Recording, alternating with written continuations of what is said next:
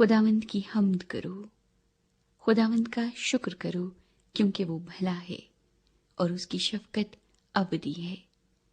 کون خداوند کی قدرت کے کاموں کو بیان کر سکتا ہے یا اس کی پوری ستائش سنا سکتا ہے؟ مبارک ہیں وہ جو عدل کرتے ہیں اور وہ جو ہر وقت صداقت کے کام کرتا ہے۔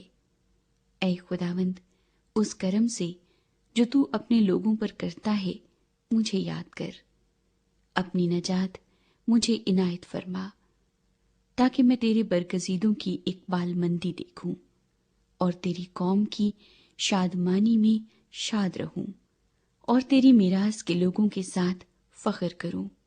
ہم نے اور ہمارے باپ دادا نے گناہ کیا، ہم نے بدکاری کی، ہم نے شرارت کے کام کیے۔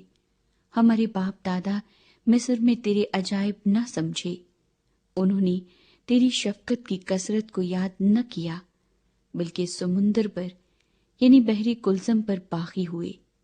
تو بھی اس نے ان کو اپنے نام کی خاطر بچایا تاکہ اپنی قدرت ظاہر کرے۔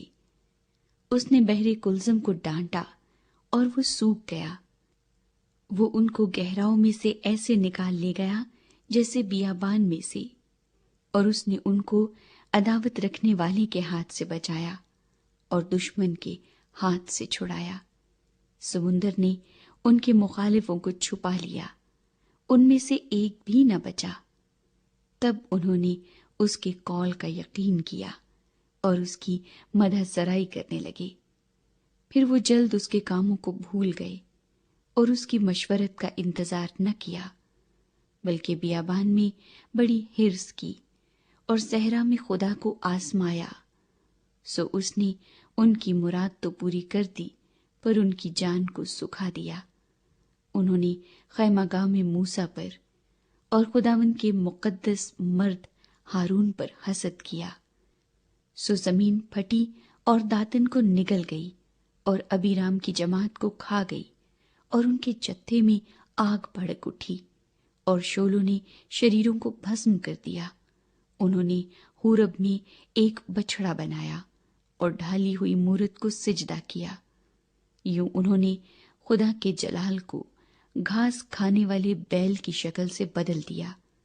وہ اپنے منجی خدا کو بھول گئے، جس نے مصر میں بڑے بڑے کام کیے اور حام کی سرزمین میں عجائب اور بحر کلثم پر دہشت انگیز کام کیے۔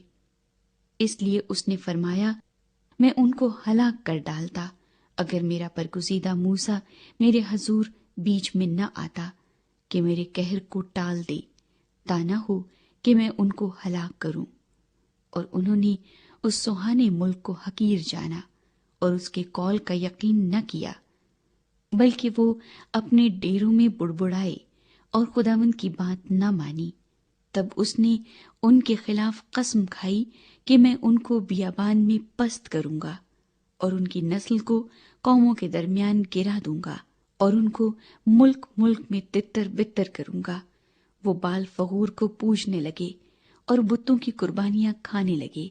یوں انہوں نے اپنے اعمال سے اس کو خشمناک کیا اور وبا ان میں پھوٹ نکلی۔ تب فنہاس اٹھا اور بیچ میں آیا اور وبا رک گئی، اور یہ کام اس کے حق میں پشت در پشت ہمیشہ کے لیے راست بازی گنا گیا۔ انہوں نے اس کو مریبہ کے چشمے پر بھی خشمناک کیا اور ان کی خاطر موسیٰ کو نقصان پہنچا، اس لیے کہ انہوں نے اس کی روح سے سرکشی کی اور موسیٰ بے سوچے بول اٹھا۔ انہوں نے ان قوموں کو ہلاک نہ کیا جیسا خداوند نے ان کو حکم دیا تھا، بلکہ ان قوموں کے ساتھ مل گئے اور ان کے سے کام سیکھ گئے اور ان کے بتوں کی پرستش کرنے لگے جو ان کے لیے پھندا بن گئے۔ بلکہ انہوں نے اپنے بیٹے بیٹیوں کو شیاطین کے لیے قربان کیا اور معصوموں کا یعنی اپنے بیٹے بیٹیوں کا خون بہایا، جن کو انہوں نے کینان کے بتوں کے لیے قربان کر دیا، اور ملک خون سے ناپاک ہو گیا۔ یوں وہ اپنے ہی کاموں سے آلودہ ہو گئے اور اپنے فعلوں سے بے وفا بنے۔ اس لیے خداوند کا قہر اپنے لوگوں پر بھڑکا اور اسے اپنی میراث سے نفرت ہو گئی، اور اس نے ان کو قوموں کے قبضے میں کر دیا، اور ان سے عداوت رکھنے والے ان پر حکمران ہو گئے۔ ان کے دشمنوں نے ان پر ظلم کیا، اور وہ ان کے محکوم ہو گئے۔ اس نے تو بارہا ان کو چھڑایا، لیکن ان کا مشورہ باغیانہ ہی رہا، اور وہ اپنی بدکاری کے باعث پست ہو گئے۔ تو بھی جب اس نے ان کی فریاد سنی تو ان کے دکھ پر نظر کی، اور اس نے ان کے حق میں اپنے عہد کو یاد کیا، اور اپنی شفقت کی کثرت کے مطابق ترس کھایا۔ اس نے ان کو اسیر کرنے والوں کے دل میں ان کے لیے رحم ڈالا۔ اے خداوند ہمارے خدا، ہم کو بچا لے، اور ہم کو قوموں میں سے اکٹھا کر لے، تاکہ ہم تیرے قدوس نام کا شکر کریں اور للکارتے ہوئے تیری ستائش کریں۔ خداوند اسرائیل کا خدا ازل سے ابد تک مبارک ہو۔ اور ساری قوم کہے آمین۔ خداوند کی حمد کرو۔